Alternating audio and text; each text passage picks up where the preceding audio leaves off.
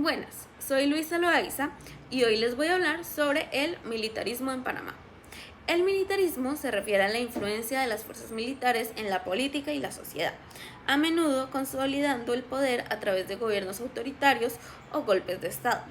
En el caso de Panamá, el militarismo ha jugado un papel clave en su historia, desde su independencia de Colombia hasta la dictadura militar del siglo XX y la posterior desmilitarización del país. La historia militar de Panamá plantea una pregunta fundamental: ¿cómo ha influido el militarismo en la identidad y el desarrollo de la nación panameña? Esta charla busca explorar los orígenes, impacto y legado del militarismo en Panamá. Orígenes y desarrollo del militarismo en Panamá. Época colonial y siglo XIX. Desde la época colonial, Panamá tuvo una posición estratégica para el comercio y la defensa del Imperio Español. Sin embargo, no se desarrolló una identidad militar propia, ya que las decisiones eran tomadas por las autoridades coloniales. Con la independencia de Panamá de España en 1821 y su anexión a la Gran Colombia, el país no contó con un ejército propio. En 1903, con el apoyo de Estados Unidos, Panamá se separó de Colombia y se consolidó como una nueva república, pero sin una estructura militar definida. Siglo XX, creación de las fuerzas de defensa.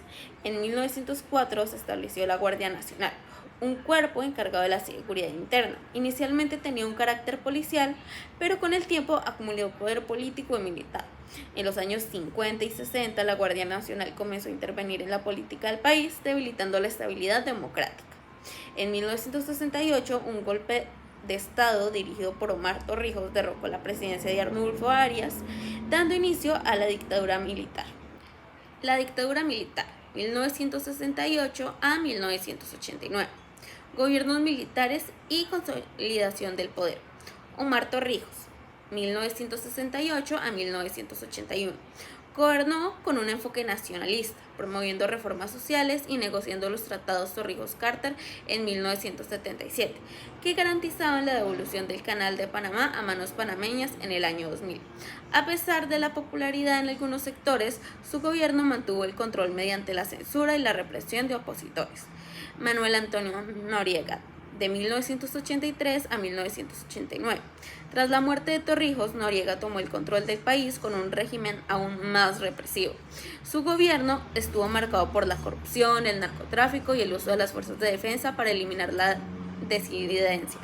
Su relación con Estados Unidos se deterioró rápidamente, lo que condujo a sanciones económicas y a aislamiento internacional. Impacto del régimen militar. Restricción de libertades y derechos humanos. Se implementaron medidas de censura a los medios de comunicación, persecución de opositores políticos y represión de protestas ciudadanas. Organizaciones internacionales denunciaron las desapariciones forzadas y ejecuciones extrajudiciales. Reformas económicas y sociales. Durante el gobierno de Torrijos se promovieron programas de educación y desarrollo rural, así como la nacionalización de ciertos sectores estratégicos de la economía. No obstante, la mala administración y la corrupción deterioraron estos avances bajo el mandato de Noriega. Deterioro político y económico. El gobierno de Noriega enfrentó múltiples crisis, incluyendo sanciones económicas impuestas por Estados Unidos, fuga de capitales y pérdida de confianza de las instituciones estatales. La inestabilidad culminó en protestas masivas y una creciente oposición popular. Aquí podemos ver algunas imágenes de esos momentos históricos. Invasión de Estados Unidos y desmilitarización. Operación Causa Justa en 1989. La creciente crisis política y la represión del régimen de Noriega llevaron a Estados Unidos a lanzar la Operación Causa Justa el 20 de diciembre de 1989. Los objetivos declarados eran derrocar a Noriega, restaurar la democracia y garantizar la seguridad del Canal de Panamá. La invasión, que involucró alrededor de 27.000 soldados estadounidenses, comenzó con bombardeos a objetivos estratégicos, seguidos de un despliegue masivo de tropas en distintos puntos claves de la ciudad de Panamá y otras localidades. La Fuerza de Defensa de Panamá, mal equipada y superada en número, fueron derrotados en pocos días. Consecuencias de la invasión. Pérdidas humanas y materiales. Se estiman que murieron entre 500 y 4.000 personas, entre ellas civiles y militares. La invasión dejó un saldo devastador en barrios como El Chorrillo, que fue prácticamente destruido. Captura y extradición de Noriega. Noriega buscó refugio en la Nunciatura Apostolística de Santa Sede, pero tras varios días de asedio se entregó a las autoridades estadounidenses y fue trasladado a Estados Unidos, donde fue juzgado y condenado por narcotráfico. Impacto social y político. La invasión generó un profundo impacto en la sociedad panameña, con desplazamientos masivos y la destrucción de infraestructuras clave.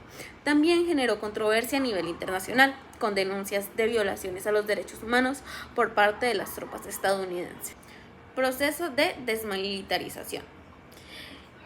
Desmantelación de las fuerzas de defensa en 1990. Con la disolución del ejército panameño se buscó evitar futuras intervenciones militares en la política del país. Creación de una nueva fuerza de seguridad.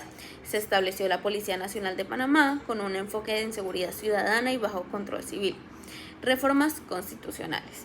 En 1994 se aprobó una enmienda constitucional que prohibió la existencia de un ejército, haciendo de Panamá uno de los pocos países del mundo sin fuerzas armadas permanentes. La desmilitarización no estuvo exenta de desafíos. La transición a un sistema democrático estable requirió la reconstrucción de instituciones, la restauración de la confianza en el gobierno y la implementación de nuevas políticas públicas. Legado y reflexión. Impacto en la identidad panameña. La transición postmilitarista generó un nuevo enfoque en la democracia y el desarrollo económico. Aunque algunos sectores valoran las reformas sociales de Torrijos, la mayoría de los panameños consideran que la desmilitarización ha permitido estabilidad política. Comparación con otros países latinoamericanos. Mientras muchas naciones de la región han enfrentado golpes de Estado y dictaduras prolongadas, Panamá ha demostrado que es posible mantener la seguridad sin un ejército. Lecciones aprendidas. Equilibrio entre seguridad y democracia. La policía debe garantizar la paz sin caer en la militarización. Se ha demostrado que es posible mantener la estabilidad sin la intervención de fuerzas armadas. La importancia de la memoria histórica. Conocer el pasado evita repetir errores. La educación sobre el abuso del militarismo es clave para fortalecer la conciencia ciudadana.